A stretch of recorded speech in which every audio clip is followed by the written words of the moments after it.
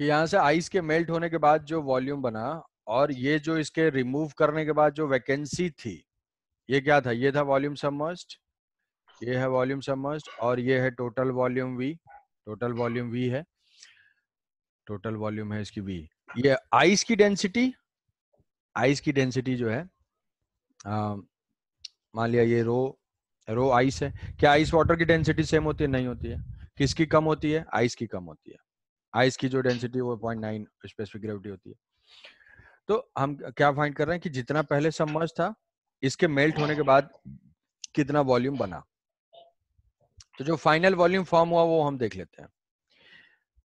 अच्छा, ये submerge portion कितना था? सबमर्ज पोर्शन तो जानते हो, सबमर्ज पोर्शन कितना था? Submerged portion is equal to V by VS is equal to rho s, मतलब rho ice by rho water. यही था, रो सॉलिड बाई लिक्विड, यही करना हमें। तो इनटू टोटल वॉल्यूम, ये था पहले सबमर्ज पोर्शन। अब मेल्ट होने के बाद अगर इतना ही बनता है तो लेवल में कोई भी चेंज नहीं होगा। तो मेल्टिंग के बाद कितना वॉल्यूम है मान ले, तो उसको V डैश बोलते हैं। मेल्टिंग के बाद कितना वॉल्यूम फॉर्म होगा? तो मेल्टिंग के बाद जो वॉल्यूम फॉर्म होगा, टोटल वॉल्यूम मेल्ट होगा। मान लिया कि ये m kg का ये आइस है, तो m kg का ही वाटर फॉर्म होगा। kg सेम रहेगा, मास सेम रहेगा। तो कितना वाटर फॉर्म हुआ? m divided by water form हुआ। कितना वॉल्यूम फॉर्म हुआ वाटर का? रो w। ठीक है। अब ये m है क्या? m जितना मास आइस का कितना था? वो था total volume. Total volume into rho ice, ये हो जाएगा mass, mass divided by rho water. ये देखो सेम आया। कि पहले जितना पोर्शन सबमर्ज था ना, आइस मेल्ट होने के बाद श्रिंक कर जाएगा, क्योंकि आइस की डेंसिटी कम होती है, वो मेल्टिंग के बाद श्रिंक कर जाएगा। तो जो वॉल्यूम बना बाद में वो इस वैकेंसी के, इस कैविटी के बराबर ही है। तो लेवल में no change, level remain same. तो तुमको क्वेश्चन की जो समरी है, ऐसे ही हम डिराइव कर सकते हैं बहुत सारे केसेस। तो इसके केसेस में बता दे रहा हूँ कि जैसे मान लो यहाँ पे लिक्विड है, इस लिक्विड में कोई आइस सबमर्ज्ड है, और आइस में मान लो कुछ वुड, कुछ पार्टिकल्स एम्बेडेड हैं, ठीक है। और ये वाटर है, ये वाटर है, आइस में कुछ पार्टिकल्स, और ये H है, लिक्विड का लेवल है, H लिक्विड का लेवल है। तो ये लिक्विड का लेवल इंक्रीज होगा या डिक्रीज होगा या सेम रहेगा, ये हम देखेंगे। अगर प्योर आइस, प्योर आइस है, लेवल रिमेन सेम। मतलब हम कंक्लूजन ऐसे याद रख सकते हैं कि जिस मटेरियल का ये बना हुआ है, आइस वाटर से ही है, तो मेल्ट होने के बाद जो लिक्विड बनेगा और जिसमें सबमर्ज्ड है, दोनों सेम है, तो लेवल में नो चेंज। अब अगर आइस प्लस वुड है, आइस प्लस वुड है, तो वो भी जो है वो भी हो जाएगा सेम। कि आइस प्लस अगर वाटर है तो वो भी सेम रहेगा। और आइस प्लस आयरन पीस है, हेवियर एलिमेंट है, जिसकी डेंसिटी वाटर से ज्यादा है, तो ऐसे केस में H होगा डिक्रीज। ठीक है, H उसमें हो जाएगा डिक्रीज, इंक्रीज नहीं होगा। ठीक है, तो या तो सेम रहेगा या तो डिक्रीज होगा, इंक्रीज नहीं होगा। तो ये कंक्लूजन याद रखना है कि अगर लिक्विड के से हैवी ऑब्जेक्ट अगर होगा, तो हैवी ऑब्जेक्ट होगा तो लेवल डिक्रीज करेगा, लाइट होगा तो लेवल सेम रहेगा, सेम ही होगा, कोई मटेरियल नहीं है तो भी सेम रहेगा। ये तीनों केस में तो ठीक है। अब इसके बाद है हमारा प्रॉपर्टी, ये सरफेस टेंशन, ऐसी प्रॉपर्टीज। सरफेस टेंशन, तो सरफेस टेंशन जो बेसिकली क्या है, वो सरफेस टेंशन क्यों होता है? सरफेस टेंशन कोहेसिव और एडहेसिव फोर्सेस का रिजल्टेंट है। ये कहाँ पे ऐड करता है? ये लिक्विड है, लिक्विड का ये फ्री सरफेस है, और इस फ्री सरफेस पे, फ्री सरफेस के जो मॉलिक्यूल्स हैं, अगर ऐसे देखेंगे फ्री सरफेस, तो इसका मॉलिक्यूल बहुत ही टेंशन में है। क्यों? क्योंकि इधर से फोर्स है, इधर से फोर्स है, इधर से फोर्स है, इधर से फोर्स है, इधर से फोर्स है। बल्क वाले मॉलिक्यूल को देखेंगे तो हर साइड से सेम फोर्स है। कहानी देखो, यहाँ पे सब सुनाया हुआ है कहानी, कि सरफेस वाले पे इक्वल फोर्स नहीं है, बेचारे के साथ बहुत ही अन्याय हो रहा है ये। तो ये अनसिमेट्रिकल डिस्ट्रीब्यूशन है, और यही unsymmetrical distribution is reason for surface tension. Surface tension का रीजन है यही अनसिमेट्रिकल डिस्ट्रीब्यूशन। तो जो फ्री सरफेस होता है, फ्री सरफेस मतलब ओपन सरफेस, फ्री सरफेस कैसा बिहेव करता है? Elastic, stretch, membrane, elastic stretch membrane, stretch membrane की तरह से। तो जो सरफेस टेंशन हम डिफाइन करते हैं वो कैसे फाइंड करते हैं कि ये फ्री सरफेस है, फ्री सरफेस पे मान लो हम एल लेंथ की लाइन ले लेते हैं, तो इस लाइन पे दोनों साइड से ऐसे ऐसे फोर्स ऐड कर रहा होगा, ये एक लाइन है, दोनों साइड से फोर्स ऐड कर रहा है, मान लिया वो फोर्स एफ है, लेंथ इसकी एल है, तो surface tension is force per unit length, मतलब सरफेस टेंशन की यूनिट क्या हो जाएगी, न्यूटन पर मीटर। तो ये क्या है, स्प्रिंग कांस्टेंट की यूनिट है। तो वही चीज़ है, ये सब जानते हो, ये वही सब चीज़ें लिखी हुई हैं इसमें कि सरफेस टेंशन की डेफिनेशन क्या है, किस टाइप में है। तो हमेशा जो है अनस्ट्रेच स्ट्रेच मेम्ब्रेन की तरह से है, वो अपने एरिया को क्या करना चाहता है, मिनिमाइज करना चाहता है, एरिया को मिनिमाइज करना चाहता है। अब सरफेस टेंशन किसकी प्रॉपर्टी है, सरफेस टेंशन जो है वो लिक्विड के ऊपर डिपेंड करता है कि वाटर है, ग्लिसरीन है, मरकरी है, क्या है। सरफेस टेंशन लिक्विड की प्रॉपर्टी है और टेम्परेचर की प्रॉपर्टी है, मतलब टेम्परेचर अगर हम इंक्रीज करेंगे तो सरफेस टेंशन क्या हो जाएगा, डिक्रीज होगा। टेंशन टेम्परेचर इंक्रीज करेंगे तो सरफेस टेंशन डिक्रीज होगा, क्यों, क्योंकि जो मॉलिक्यूलर फोर्स हैं वो धीरे धीरे वीक हो जाएंगे। तो इस सरफेस टेंशन की वजह से ही दो चीजें होती हैं, एक जो है हमारा कैपिलरी राइज होता है, और एक जो है ड्रॉप में एक्सेस प्रेशर वेशर जो है वो जनरेट होता है। तो यही दोनों चीजें हमें देखना है। अब अब इसमें क्या है कि लिक्विड का जो मेनिस्कस है वो चेंज होता है। आप कहोगे मेनिस्कस क्या है, मेनिस्कस ऐसे है कि तुमको एक बात बताऊं, तुम ऐसे सोचो कि तुम एक मेम्ब्रेन लो, इलास्टिक मेम्ब्रेन लो, ऐसे मान लो कुछ भी है, टॉवेल ही है, ऐसे मान लो स्ट्रेच करके रखा हुआ है। लॉजिकली सोचो कि जिस साइड से फोर्स ज्यादा होगा उस साइड शेप कैसा होगा, कॉनकेव और कॉन्वेक्स। तो यहाँ से अगर फोर्स ज्यादा होगा तो ये कॉनकेव हो जाएगा, और यहाँ से फोर्स ज्यादा होगा तो ये क्या हो जाएगा, कॉन्वेक्स हो जाएगा। ठीक है, तो ये डिपेंड करेगा किधर से फोर्स ज्यादा है। अब ये जो है फोर्सेस कौन कौन से हैं कि किसी भी लिक्विड का शेप डिपेंड करता है वो उस कोहेसिव फोर्स और एडहेसिव फोर्स के ऊपर। जैसे मान लो हम यहाँ पे एक लिक्विड लेते हैं और यहाँ लिक्विड का एक मॉलिक्यूल लेते हैं, तो ये सारे सराउंडिंग मॉलिक्यूल इसको फोर्स अप्लाई कर रहे हैं, ऐसे ऐसे अट्रैक्ट कर रहे हैं, तो ये सब सेम टाइप का है, तो ये जो फोर्स हो जाएगा ये किधर आ जाएगा, 45 डिग्री पे आ जाएगा, जिसको बोलते हैं कौन सा, F1। और ये F1 फोर्स कौन सा है, कोहेसिव फोर्स, कोहेसिव फोर्स। ठीक है, कोहेसिव फोर्स मतलब same type of molecule. Adhesive force मतलब कंटेनर का वॉल भी फोर्स अप्लाई कर रहा होगा, ये हो जाएगा एडहेसिव फोर्स, ये हो जाएगा F2। तो इन दोनों का जो रिजल्टेंट होगा वो रिजल्टेंट कैसे होगा, रिजल्टेंट इस डायरेक्शन में ऐसे पैरेललोग्राम से हम फाइंड कर सकते हैं। अगर मान लो एडहेसिव फोर्स ज्यादा है, एडहेसिव फोर्स का मतलब क्या है कि दीवार से लिक्विड दीवार से ज्यादा चिपक रहा है, बाहर से ज्यादा प्रेम है इसको।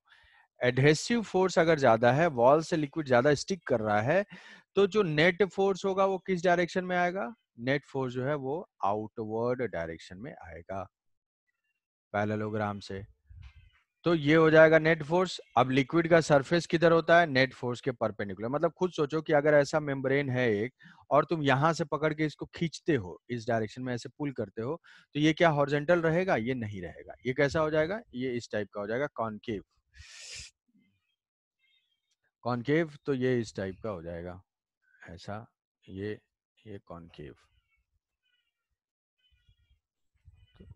कॉनकेव शेप का हो जाएगा। ठीक है, तो कॉनकेव, कॉनकेव हुआ। तो कॉनकेव किस केस में होगा, जहां पे adhesive force, adhesive is more than cohesive, adhesive cohesive से ज्यादा है।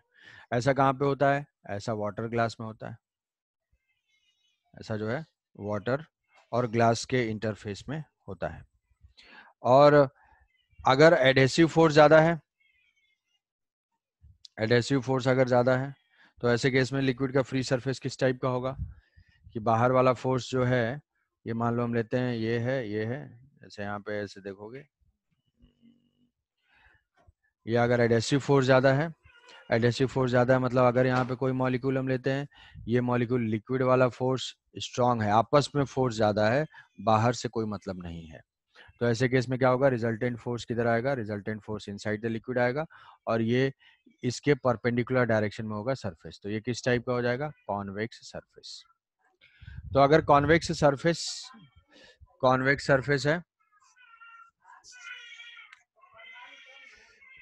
अरे रुक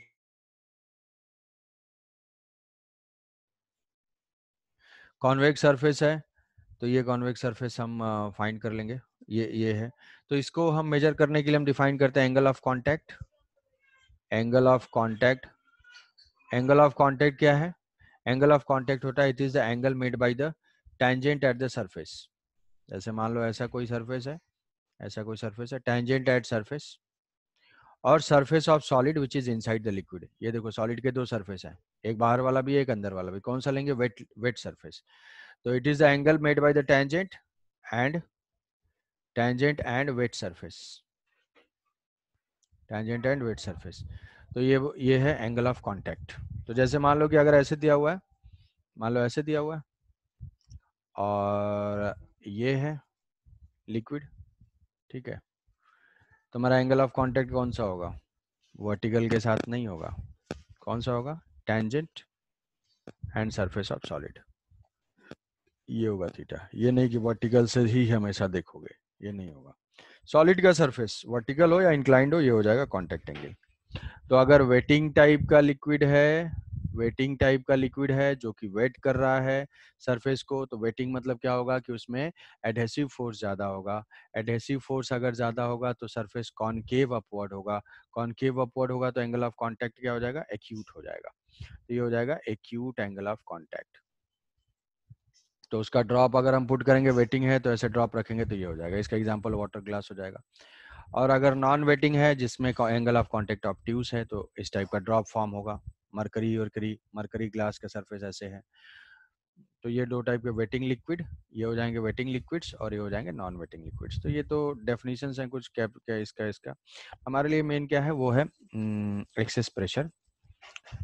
एक्सेस प्रेशर, तो एक्सेस प्रेशर जो है दो चीजें हैं, soap bubble, soap bubble, air bubble, air bubble and liquid drop, liquid drop. पहले ये बताओगे कितने फ्री सरफेस है सोप बबल में? कितने फ्री सरफेस? सोप बबल में अंदर भी एयर, बाहर भी एयर। सोप बबल के कितने फ्री सरफेस? जहां पे एयर और लिक्विड के कांटेक्ट होंगे वो हो जाएंगे फ्री सरफेस। ये हो जाएगा 2 फ्री सरफेस। एयर बबल में, एयर बबल तो लिक्विड के अंदर होगा, बुलबुला बन रहा होगा अगर कहीं, तो ये है एयर बबल। कितने फ्री सरफेस? एक ही फ्री सरफेस, तो इसमें 1 फ्री सरफेस। लिक्विड ड्रॉप में, ये लिक्विड ड्रॉप है, अंदर लिक्विड है बाहर हवा है, तो इसमें फ्री सरफेस कितने हो जाएंगे? 1। तो हमें क्या करना है? फ्री सरफेस आइडेंटिफाई करना है और फिर हम इसको डेराइव करते हैं। अगर जैसे मान लो लिक्विड ड्रॉप के लिए हम लिखते हैं, तो ये लिक्विड ड्रॉप है, ये लिक्विड ड्रॉप है। तो लिक्विड ड्रॉप अगर यहाँ से है, इसमें लिक्विड है तो यहाँ पे प्रेशर। अब ये देखो अगर लिक्विड का बबल एग्जिस्ट कर रहा है तो कहाँ प्रेशर ज्यादा होगा, अंदर या बाहर? ऑब्वियसली अंदर। अगर ये कम होता तो ये पिचक जाता, तो अंदर प्रेशर ज्यादा होगा। तो अंदर कितना प्रेशर ज्यादा होगा? तो यहाँ पे हम लिखेंगे कभी भी सरफेस कॉनकेव साइड मूव करेंगे, ध्यान क्या रखना है, कॉनकेव साइड मूव करते हैं और एक फ्री सरफेस क्रॉस करते हैं, तो प्रेशर कितना हो जाएगा? पी नॉट प्लस, अंदर आया प्रेशर इंक्रीज हुआ, कितना इंक्रीज हुआ? 2T by R. T is what? Surface tension, और ये आर इज वॉट? रेडियस। एक फ्री सरफेस से हमारा 2T बाई आर बढ़ जाता है। तो सोप बबल के लिए, अच्छा एयर के लिए, एयर के लिए क्या होगा भाई? एयर बबल में, एयर बबल में एक ही फ्री सरफेस है, तो अगर ये एयर बबल लेते हैं, यहाँ पे बाहर लिक्विड है, तो यहाँ पे प्रेशर अगर पी है कुछ, तो अंदर प्रेशर कितना हो जाएगा? P plus 2T by R, ये हो जाएगा। तो जहाँ पे भी एक फ्री सरफेस होगा, एक्सेस प्रेशर कितना होगा? एक्सेस प्रेशर कितना है? 2T by R. अब सोप बबल, सोप बबल में देखो दो फ्री सरफेस क्रॉस करने पड़ेंगे। पी नॉट पहले एक क्रॉस किया तो यहाँ 2T बाई आर, फिर दूसरा क्रॉस किया तो 2T बाई आर, कॉनकेव के साइड आते जाएंगे, 2T बाई आर ऐड करते जाएंगे। तो P naught plus 2T by R plus 2T by R, ये हो जाएगा P naught plus 4T by R. ठीक है, तो ये है एक्सेस प्रेशर। अब जैसे मान लो हम इसमें देखते हैं कि ये तो है, क्या है वो एक्सेस प्रेशर। जैसे मान लो डबल बबल, दो सोप बबल अगर एक दूसरे के कांटेक्ट में आए तो डबल बबल का फॉर्मेशन होता है ऐसा। दो सोप बबल देखा होगा, दो बबल्स अगर चिपक जाते हैं तो ये जो है ये एक ऐसे कॉमन सरफेस बन जाएगा जो फ्लैट टाइप का होगा। मान लिया इसका रेडियस है R1 और इसका रेडियस है R2, स्मॉल R2। तो ये जो कॉमन सरफेस क्या होगा? कॉमन सरफेस तो दोनों साइड से प्रेशर पड़ रहा है ना, तो कॉमन सरफेस का रेडियस क्या होगा वो हम रिलेट करेंगे। कैसे रिलेट करेंगे कि यहाँ पे जो प्रेशर है, यहाँ पे प्रेशर कितना हो जाएगा पी नॉट प्लस, यहाँ प्रेशर हो जाएगा पी नॉट प्लस 4T/R1, यहाँ प्रेशर कितना हो जाएगा पी नॉट प्लस 4T/R2।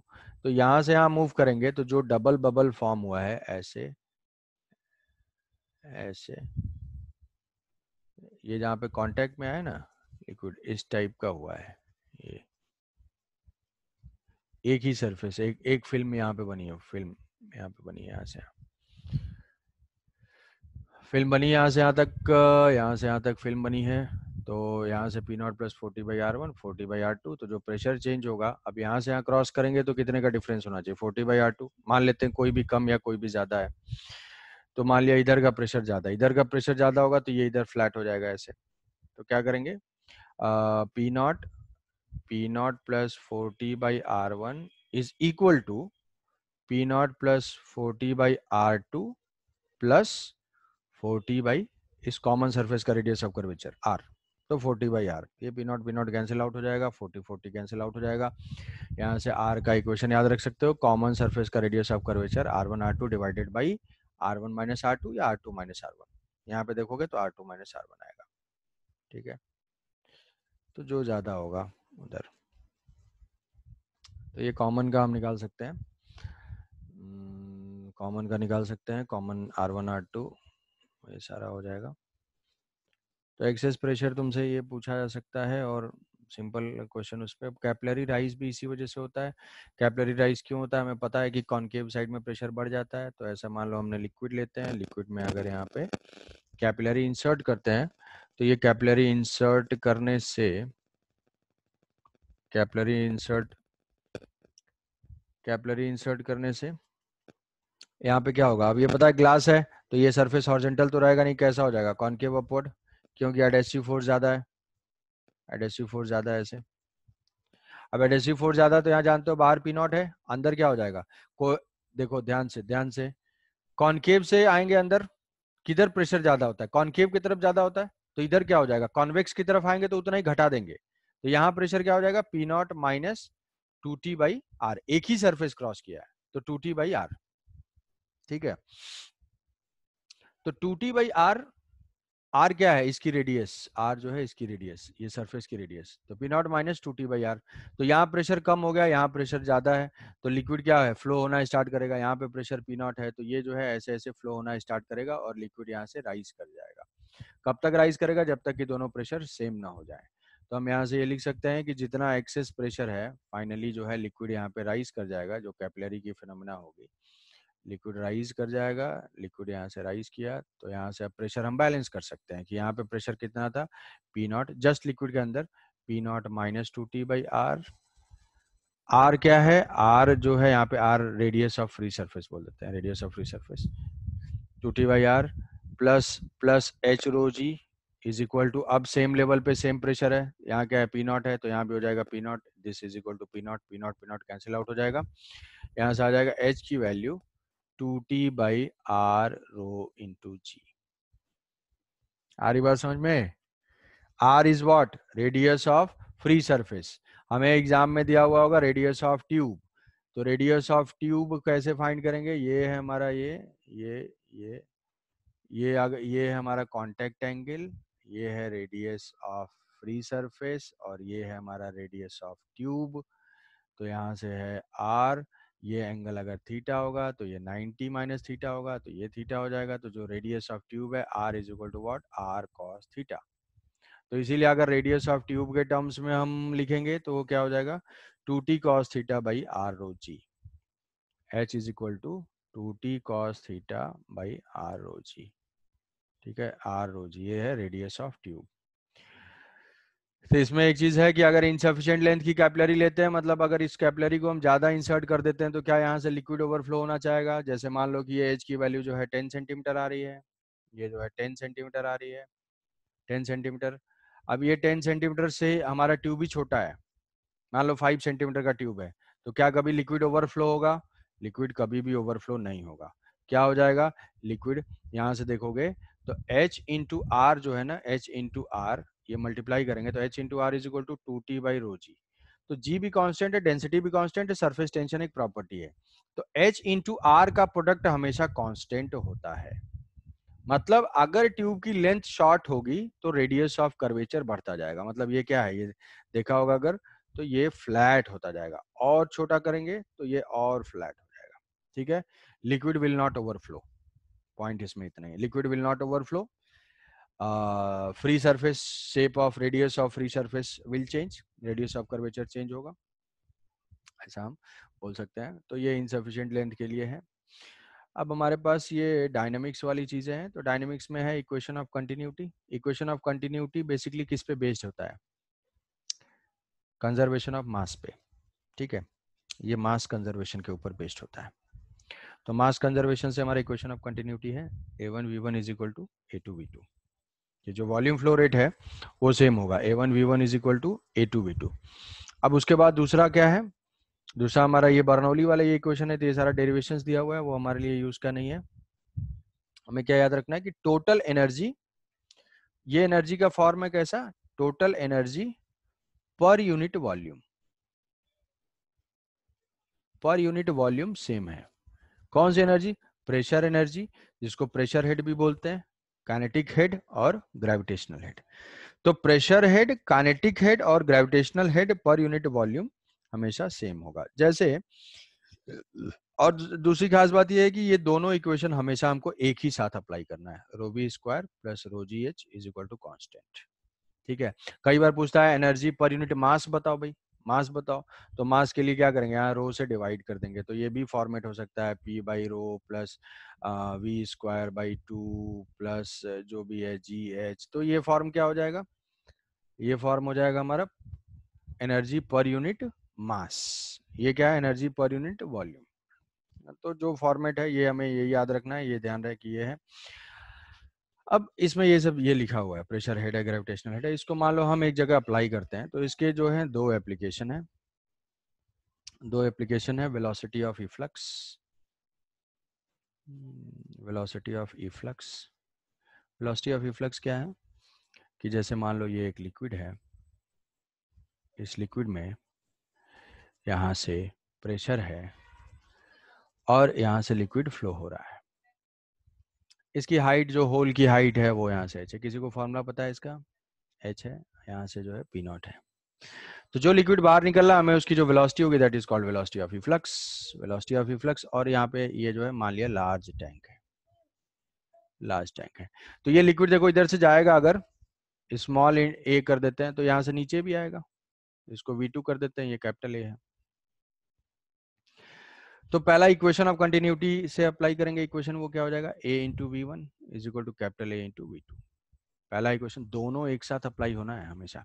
अब फिर बर्नौली इक्वेशन अप्लाई करेंगे इस पॉइंट और इस पॉइंट के लिए, तो क्या हो जाएगा? P नॉट प्लस, अब H क्या है? H हम रेफरेंस लाइन से हाइट, तो यहाँ से मान लेते हैं हम ये लाइन यहीं पे है, तो यहाँ से H height, P naught plus H rho g, H rho g plus half rho V2 square is equal to, यहाँ पे जो लिक्विड जस्ट बाहर आ रहा है, तो जैसे ही बाहर आएगा एटमॉस्फेयर के कांटेक्ट में आएगा P नॉट प्लस, ये तो इसी लेवल पे ही है, लेवल हम यहीं से मेजर कर रहे हैं, तो वो जीरो हो जाएगा, ये हो जाएगा हाफ रो V2 स्क्वायर।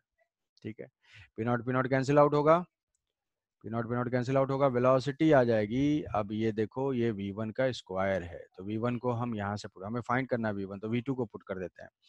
तो यहाँ हो जाएगा H rho g is equal to half rho V1 square minus V2 square, V2 square is equal to A square V1 square by capital A square. V1 square common ले लेंगे, रो से रो cancel out हो जाएगा, ये हो जाएगा 2Hg divided by 1 minus A square by A square is equal to V1, और ये उसका हो जाएगा रूट, तो root 2GH divided by 1 minus A square by A square.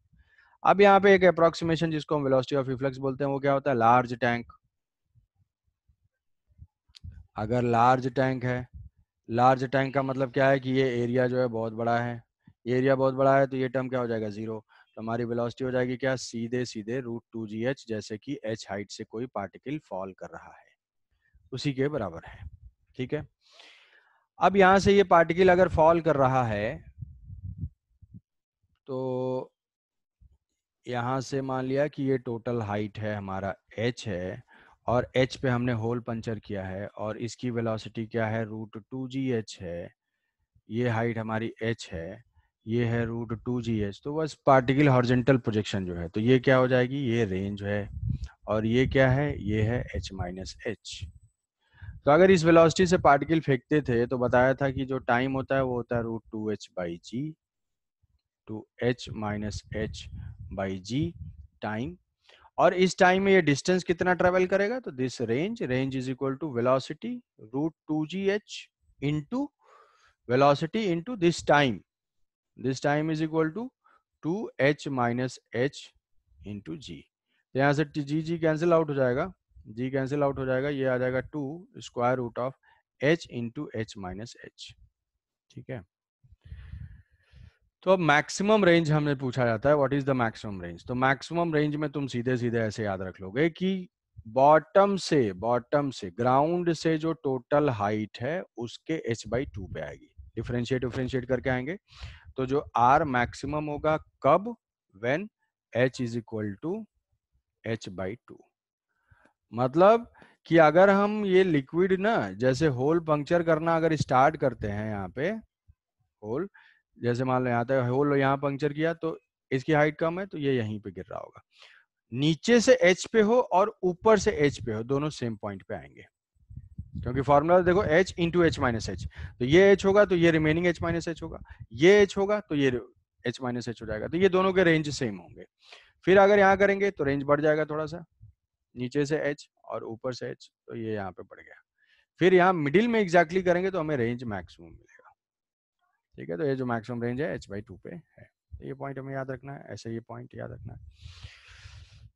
अब इसमें जो अच्छा ये जो बताया है ये h/2 है, ये हाइट कहाँ से है, ये हाइट है टोटल ग्राउंड से। जैसे जैसे कि मान लिया कि ये है h का कंटेनर है, h तक लिक्विड फील्ड है, और ये किसी टेबल पे प्लेस्ड है, ये मान लो ये किसी टेबल पे प्लेस्ड है, और उस टेबल की हाइट भी है यहाँ से h/2। ठीक है, और ये लिक्विड है कहाँ तक, लिक्विड है h तक, और ये h/2। तो अब कहाँ से रेंज हमें फाइंड करना है, यहाँ पे ना ग्राउंड जहाँ आ रहा है, जहाँ आ रहा है उसके रेस्पेक्ट में, तो वहां से हाइट कितनी हो जाएगी, ये टोटल हाइट लेंगे, कितनी, h प्लस h/2, 3h/2, इसके हाफ पे मतलब 3h/4 पे, तो बेस से 3h/4, 3h/4 मतलब h/2 यहाँ से, तो r मैक्सिमम होगा कहाँ पे, एट 3h/4, हाफ कर देंगे और ग्राउंड से बोलेंगे, मतलब ये होल कहाँ पंचर करेंगे, कंटेनर से h/4 पे। ये बात समझ में आई, ये नहीं कि जितना लिक्विड है उसके हाफ पे, टोटल ग्राउंड से जितना लिक्विड के टॉप सरफेस की हाइट है उसके हाफ पे हमेशा मैक्सिमम मिलेगा, वहां पंचर करेंगे तो हमें मैक्सिमम रेंज मिलेगी, और मैक्सिमम रेंज को इस फॉर्मूले में पुट करके फाइंड कर सकते हैं। एक क्वेश्चन हम देख लेते हैं, जैसे मान लो कि इक्वेशन लिख लेते हैं, मान लो मल्टीपल डिफरेंट डेंसिटी की लिक्विड है, ये डेंसिटी रो है, ये 2 रो है, ये 3 रो है, लार्ज टैंक है। ठीक है, लार्ज टैंक का मतलब क्या है, इसकी वेलोसिटी ऑलमोस्ट 0 है, तो हम देखो यहाँ और यहाँ डायरेक्ट हम अप्लाई करेंगे, कैसे, P0 plus rho G H, ये एच है, रो जी एच पहला लिक्विड क्रॉस किया, फिर दूसरा जो है 2 रो डेंसिटी का ये क्रॉस किया, फिर तीसरा जो एक लाइन बस लिखना है। अब यहाँ पे ये मत कर देना कि √2gh डायरेक्ट अप्लाई कर दिया, √2gh, h कितना हुआ, h प्लस h/2, तो 5h/2, नहीं नहीं ये नहीं करना है। हम थोड़ा सा एक इक्वेशन लिख देंगे कि यहाँ पे बर्नौली इसकी वेलोसिटी 0 मान लेंगे, क्यों, क्योंकि लार्ज टैंक है, लार्ज टैंक वर्ड का मतलब ये है। तो यहाँ से आएंगे तो P0 plus h rho g plus ये लिख दिया, और इज इक्वल टू यहाँ पे जस्ट है तो this P0 plus half rho v square, अब प्लस यहाँ से जो भी है इस पॉइंट पे जो प्रेशर है, तो प्रेशर यहाँ पे इस पॉइंट पे लिखने की जरूरत नहीं है, इसमें प्रेशर डिफरेंस कितना है ये लिख लेंगे, 3 रो इंटू g/2, तो यहाँ से हमारी जो है ये वेलोसिटी आ जाएगी, इस पॉइंट पे प्रेशर कितना है, तो वहां से लिखने के बाद हमारे पास आंसर आ जाएगा। तो ऐसे ये था वेलोसिटी ऑफ इफ्लक्स, और इसका है ये जो है विस्कोसिटी, नेक्स्ट प्रॉपर्टी है विस्कोसिटी। तो विस्कोसिटी लिक्विड का इंटरनल फोर्स है, और वो इंटरनल फोर्स जो है वो हो जाएगा F viscous is equal to NA/dV/dz। बच्चों ये जो है टाइम को देखते हुए हम लोग ऐसा करते हैं कि अभी विस्कोसिटी, स्टोक्स लॉ और ये प्रॉपर्टीज ऑफ सॉलिड जो है पूरी तरह से बच जा रही है, ठीक है। तो इसको हड़बड़ी में हम लोग नहीं करेंगे। ये जो सॉलिड की प्रॉपर्टी है ना, ये सॉलिड की जो प्रॉपर्टी है, जो इलास्टिसिटी है, तो कल के टेस्ट में ये नहीं आएगा, ठीक है। मेरी जब नेक्स्ट क्लास होगी, मेरी जब नेक्स्ट क्लास होगी उस क्लास में मैं ये चीज़ कवर करूँगा, उसके बाद फिर नेक्स्ट टॉपिक स्टार्ट करेंगे, ठीक है। विस्कोसिटी के लिए तो सिंपल यहाँ पे फॉर्मूला है कि विस्कोसिटी जो भी है n into D by D Z. यहाँ से अभी हम विस्कोसिटी का जो भी पॉइंट्स कवर कर पाएंगे, तो तुम्हारे पास 2 असाइनमेंट्स होगा। 2 असाइनमेंट है ना सबके पास? एक वो होगा फ्लूइड और सॉलिड, 2 होंगे, है कि नहीं? यस नो कोई बताओ। एक 2 असाइनमेंट्स हैं सबके पास? सर एक है, एक कौन सा? Solid liquid? Solid fluid, solid fluid liquid एक साथ। एक साथ? हाँ, तो उसमें 90 क्वेश्चंस होंगे ना उसमें ना। उसको देखा? नहीं देखा होगा तो उसमें टोटल नहीं, क्वेश्चन। नोट नहीं, नोट है, पीडीएफ नहीं है। नहीं, ये तो नोट्स मैंने दिया है। एक तुम्हारे पास वो असाइनमेंट जो गया होगा, उस असाइनमेंट में, अच्छा नहीं। हाँ, असाइनमेंट में प्रॉपर्टीज ऑफ सॉलिड के ऊपर भी है। अब दोनों एक ही साथ होगा तो सॉलिड और प्लस फ्लूइड दोनों है। तो कल वाले टेस्ट में जो है, कल वाले टेस्ट में ये नहीं आएगा। तुम क्या पढ़ोगे? फ्लूइड वाला ही पढ़ोगे।